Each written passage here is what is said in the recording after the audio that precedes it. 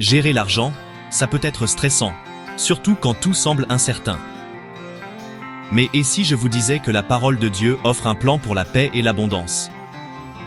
Parlons de la gestion de vos finances à la manière de Dieu, à travers 7 principes bibliques. Premièrement, la dîme.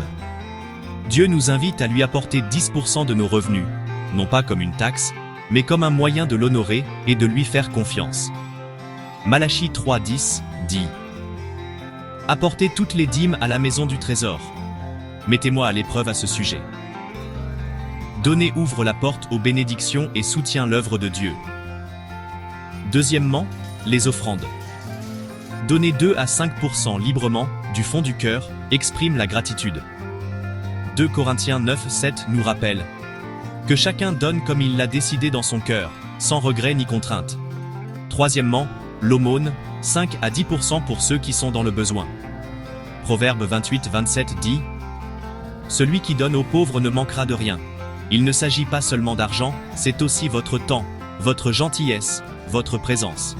Quatrièmement, le budget.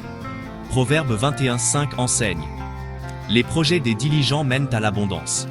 Un budget sain pourrait ressembler à ceci: 10% de dîmes, 2 à 5% d'offrandes, 5 à 10% d'aumône, 10 à 15% d'épargne, 40 à 50% de dépenses fixes, et 10 à 15% pour les loisirs ou les urgences.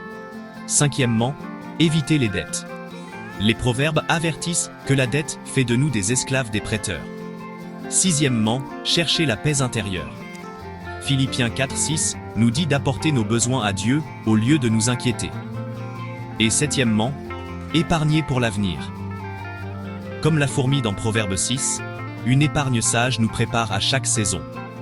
Quand je gère mon argent à la manière de Dieu, je trouve l'équilibre, la liberté et cette bénédiction spéciale que lui seul peut donner.